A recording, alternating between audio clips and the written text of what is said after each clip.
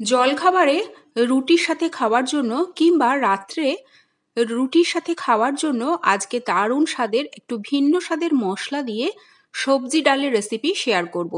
এখানে আমি যে পদ্ধতিতে ডালটা তৈরি করছি সব মশলাগুলো যদি ব্যবহার করেন ঠিক এই পদ্ধতিতে তাহলে এই ডাল হবে খুবই সুস্বাদু।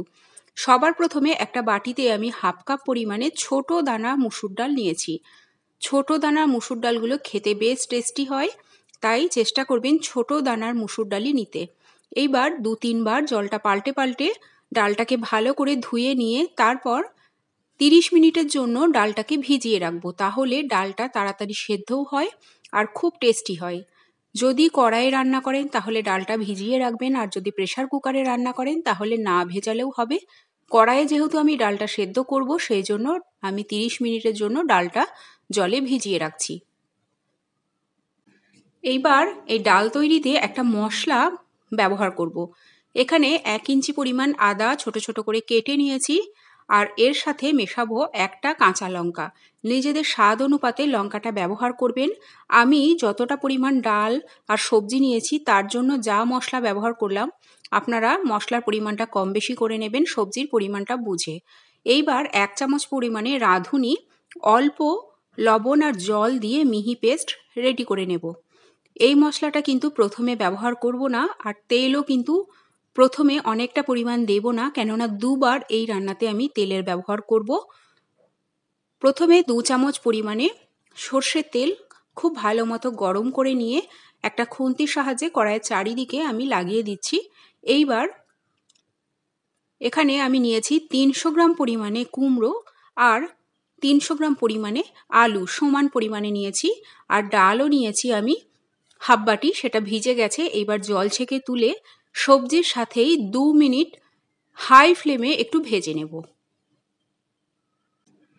প্রথম 2 মিনিট সবজির সাথে ডাল ভাজার সাথে দেখবেন ডালটা কালারটা চেঞ্জ হয়ে গেছে, দেখবেন একটু সাদাটে রং চলে আসবে, ততক্ষণ পর্যন্ত কিন্তু ডালটা ভেজে নেবেন।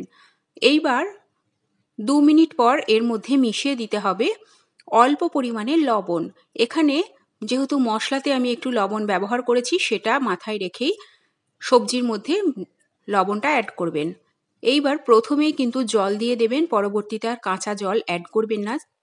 যেমন ডালের ঘনত্ব রাখবেন সেই অনুপাতে জলটা সবার প্রথমেই ব্যবহার করে দেবেন।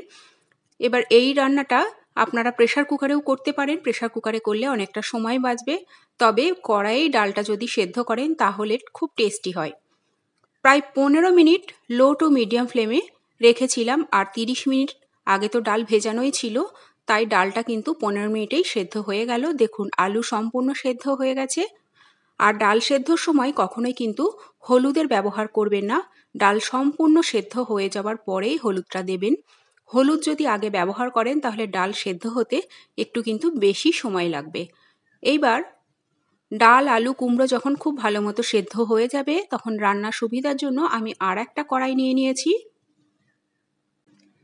এইবার আর একটা কড়াইয়েও আমি 2 চামচ পরিমাণে সর্ষের তেল গরম করে হাফ চামচ পরিমাণে রাঁধুনি ফোড়ন দিলাম। এখানে চাইলে কিন্তু শুকনো লঙ্কাও ফোড়ন দিতে পারেন, তবে এই ডালটা যেহেতু আমি শুকনো লঙ্কা ব্যবহার করছি না তাই অল্প একটা দুটো একটু কাঁচা লঙ্কা চিড়ে ব্যবহার করলাম। সাথে একটা ছোট সাইজের টমেটো পাতলা করে কেটে তেলের মধ্যে ভেজে নেব। টমেটোটা যখন বেশ নরম হয়ে যাবে তখন এর মধ্যে মেশাতে হবে বাটা মশলাটা। এখানে রাঁধুনি কিন্তু খুব বেশি দেবেন না, খুব বেশি রাঁধুনি যদি তেলের মধ্যে কষিয়ে নেন তাহলে তরকারিটা কিন্তু অনেকটা তেতো ভাব চলে আসবে, তাই রাঁধুনি আমি যেমন পরিমাণে মশলা ব্যবহার করলাম, যদি এই রকম কুমড়ো আলু ডালের পরিমাণ সমান রাখেন তাহলে 1 চামচ পরিমাণেই কিন্তু রাঁধুনিটা বেটে নেবেন। এইবার মশলাটা একদম লো ফ্লেমে কষিয়ে নেওয়ার পর সেদ্ধ ডালটা দিয়ে দিচ্ছি। সেদ্ধ ডালটা দিয়ে এইবার কড়াইটা ধুয়ে খুব অল্প একটু জল দেব। খুব বেশি জল কিন্তু দেবেন না, কেননা এই ডালটা ভাতের সাথে খেতে অতটা ভালো লাগবে না, রুটি পরোটার সাথেই খেতে ভালো লাগবে, সেটা জলখাবারে রুটিতে খান কিংবা ডিনারে যদি রুটি খান। অনেকে আছে এই গরমের মধ্যেও কিন্তু রুটি খান সকালে কিংবা রাত্রে, তো এই সবজি দিয়ে এইরকমভাবে রাঁধুনি ডাল তৈরি করবেন, দুর্দান্ত লাগে। হাই ফ্লেমে অল্প একটু চিনি দিয়ে এবার মিনিট 5 ফুটিয়ে নেবেন। সব শেষে চেরা কাঁচা লঙ্কা অ্যাড করবেন। আর কোনো রকম মশলা দেবেন না, তাহলে রাঁধুনির যে সুন্দর ফ্লেভার সেটা কিন্তু আর বেরোবে না। রাঁধুনির সুন্দর ফ্লেভার এই ডালে খুব ভালো লাগে।